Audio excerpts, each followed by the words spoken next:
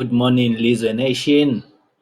As I welcome you to our Facebook Live today with Tea with Lizzo. I would like to appreciate that you've made time to be here with us during this COVID-19 pandemic. So, in actual fact, today I've made myself a cup of tea because we are saying we are doing tea with Lizzo from 6:30 to 6:55. So remember yesterday we discussed the 12 tips in coping for small businesses coping with the COVID-19 pandemic. I would like to go to the same topic as we discussed yesterday, but I will only speak on tip number 5, how to improve your cash flow during this pandemic. So under there, we've got about 7 steps that we need to follow in order for us to make sure that our cash flow reserves are intact. So we will start with that. But let me introduce myself again. My name is Lizwe Mkinebe, and I help small businesses, executives to make sure that they optimize their people, processes, and system in order for them to get their return on investment. So that is what we help people to do. Look at the life cycle of every situation. So you'll see with money as well, there's a life cycle with money, with businesses, how you start a business, how the business must grow, challenges that you've got in a business. That is a phase in the life cycle of that business as well. So we are faced with this pandemic, and then we please beg you to stay at home, be safe, and then practice the health and hygiene in line with the guidelines from the government gazette that was published uh, by the strategic team that the president has built in line with the fighting of this COVID-19 pandemic. So where I am today, the weather is nice. It's raining outside, and then yes, it's a beautiful day. And then we are still at home, working at home, doing everything at home. So it is very nice. And then please like our video uh, or our Facebook Live, comment if you need to comment, and then come up with suggestions in terms of which topic you want us to address in this session of Tea with Lizwe from 6:30 to 6:55.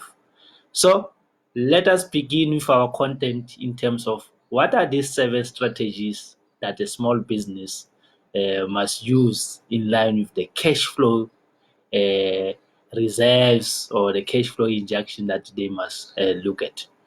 In fact, yesterday I watched some video from the premier of the Northern Cape, Dr. Sam, and then he had a lot of interesting things that he's saying. And then I think that can help as well in terms of how you cap your expenses that are unnecessary. So we'll look at that. But let's look at one. In one step, the first step in terms of those 7 steps that we'll look at. So one thing that you need to do is, as a business, you are having stock management. So you need to look at your stock management, take steps in terms of the sales, especially of stock that may not last 3 to 6 months. Focus your promotion forward with these stock items as well, and then you need to reduce stock orders. During this pandemic, we need to make sure that we only have essential stocks available. So you'll know what those are in line with this COVID-19 pandemic as well. So increased purchases of stock you think will be in high demand during this time. So that is the focus during this time. That is what we need to do. And then you need to promote the selling of excess. So excess stock that we have, we need to make sure that we do what? We sell them off. Or other things that we can sell off now is your obsolete stock that can give you a cash injection in line with your business operation that you can use it anywhere else. You can hear it is raining now. And then the second step in terms of the strategies to help small businesses to have cash injection as well is debt management. How do you deal with your debtors? These people have been there on your books. They are 30 days overdue. Others are 60 days overdue. Others are 90 days overdue. You know, with small businesses, we struggle to get our invoices paid from these big giants. So what do you do in that case? You do not burn the bridges. So you call those debtors and ask them to pay you, even if the due date has passed. So that is what you do. Consistently for us, what we do every Tuesday, we call our debtors and ask them, is it possible that you can pay us? Every Tuesday, we've put that in our schedule. Every Tuesday, we call them and then we ask them whether are they able to pay us before the end of the week and all of that. So those are the things that we look at. If your debtors are experiencing cash flow difficulties themselves, you must negotiate the payment periods. We have done that with our big client where we have a arrangement of debt payment, and then they've broken it down to 3 installments. So those are the things that you look at in line with that as well. And then you must invoice as soon as the product or the service you are delivering has been done. Don't delay it. When we do our speaking, this is what we do. Before we can go on a speaking engagement, we want 50%. And then the 50%, if you are doing a 3-day program, the 50% balance must be paid on the last day of that program. Because we've had experiences that were not very good when we say, okay, we'll do a gig and then after that we'll wait 31 days, then we'll be paid. It never happened in some instances, but we do follow up with those debtors that are owing us. Some are owing us more than 365 days, which is a year. Some are going to 3 years. So there are procedures that you need to follow that needs to be in line with how do you collect those amounts. So that is one of the business stage that you will follow up as well. So you must produce an aged debtor.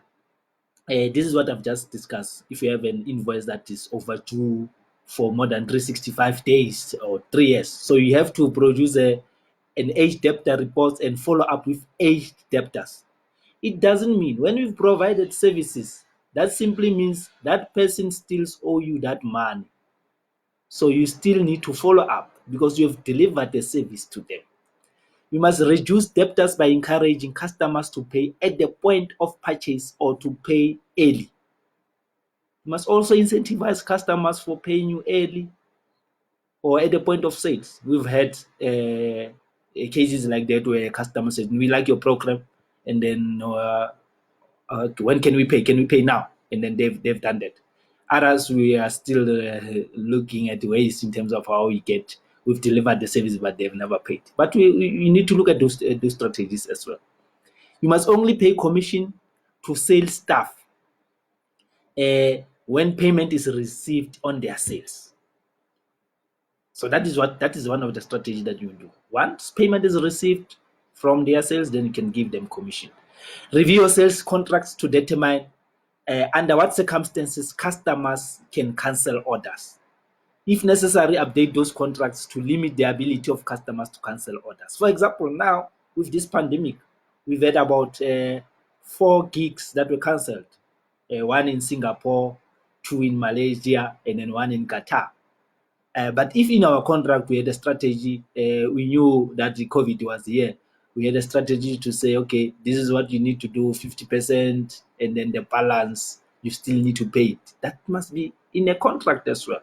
That is why yesterday we talked about mitigating the risk. So we are doing that. We are updating our contracts in line with the COVID-19 that has happened as well. The third step that you need to look at, remember we said our first step is stock management. Second step was debtor management. The third step is creditors management. If you have creditors as a business, you need to call them. But we know some banks have come forward to say we're giving our small businesses an extension, holiday extension. So you need to seek payment extensions. So even temporarily to your credit terms with suppliers as well. That is what you need to do. Check your supply contracts to determine under what circumstance you can cancel orders if necessary. or at least delivery at the delivery or delay that delivery that is supposed to happen as well. You can do that. You've got that flexibility now. And then negotiate installment plans with your tax authorities as well. So that is what you need to do when you're dealing with your creditors management. The fourth thing under our 7 steps is you need to check at your spending. Am I spending too much? What is happening here? So you need to cut spending that you believe is unnecessary in a crisis such as advertising. Advertising at the moment, you must cut it. It's one of the things that will go. And then you must delay unnecessary capital expenditure if you have a project where you need to build offices. So that must be delayed now, because that is it will be regarded as an unnecessary expenditure. Working at home, so that is what you need to do. And then look to reduce staff costs by reviewing staff arrangement. Review your staff arrangement. This could include reducing employees or contractor numbers as well that we are having that we are utilizing. Reduce working hours or implement a recruitment freeze. If you are in a recruitment drive, now it's time to reduce that as well and freeze that. You may need to seek advice as to how this is supposed to be done as well, because there are a lot of things that they will are implicated in this regard as well. So reduce your drawings from the business. Other business owners now, they are not earning, so you need to reduce that as well. Okay, so we've done now the 4 steps. We are going to the 5th step. Our 5th step in this regard is you need to seek finance to fill your cash shortfalls. With government, they're having grants from your hospitality or your tourism industry, from your SMME as well. There's a website that was given by government. Department of Agriculture as well is offering that as well. We've got the likes of the Honorable Mr. Patrice Motsepe as well, issuing 1 billion, the Rupert family, and then the likes of the Oppenheimers as well. So you need to have access to those grants. But if you want a lot of details on this one, you can visit our website where we've got a COVID page, which will give you an update in line with what documentation you need to submit, which website you need to go to. So you need to just follow us at lizwe-engineers.weebly.com, and then you are just hit by your COVID-19 update page there, so you can use the information that you have there. Or you can just type in your comment to say, we need information. We saw that you discuss some items that we might seek help on. So you can just do that on the comment section here.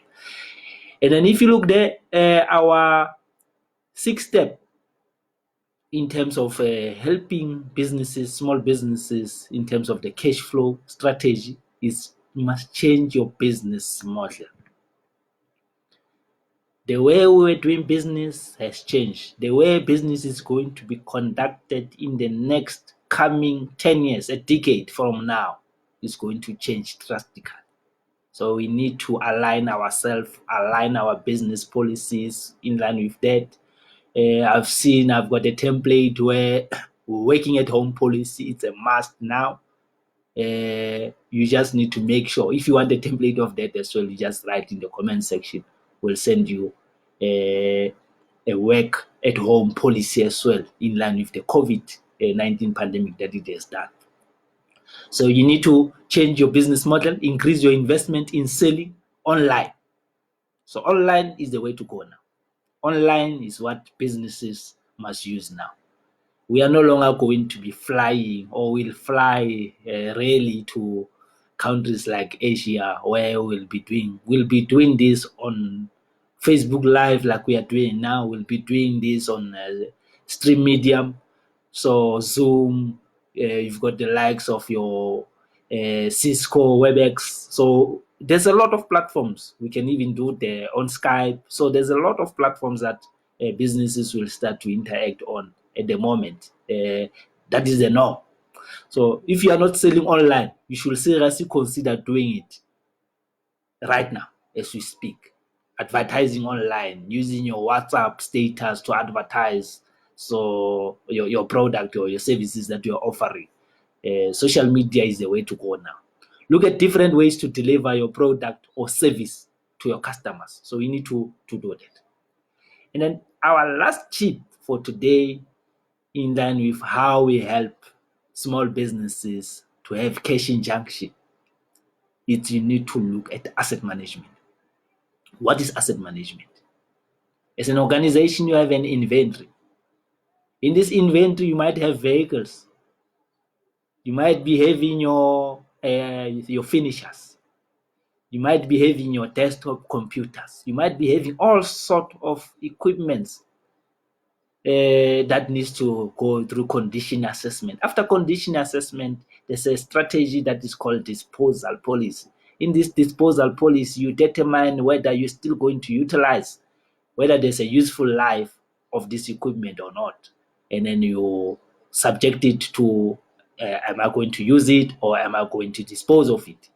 The disposal then comes in. The disposal policy comes in, which must be reviewed on a yearly basis to say, okay, if I have a vehicle that is costing me too much to service or to maintain than buying a new one, so what do? Then you send it to auction. So you need to sell or lease some of your asset out if you don't need them.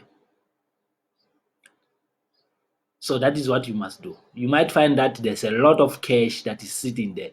I remember in one organization I used to work for, they had an exo truck from Mercedes-Benz that was sitting there.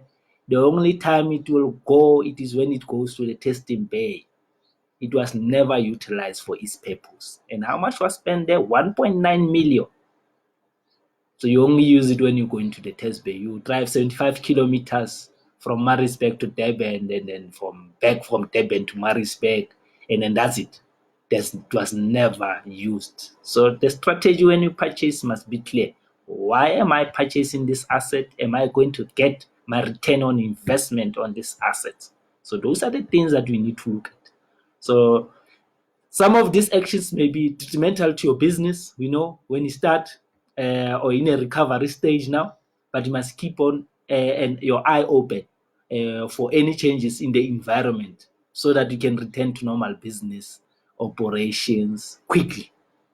We don't want to do it like the President of the United States wants to do it, but you need to implement these strategies so that you come to business quickly and healthy.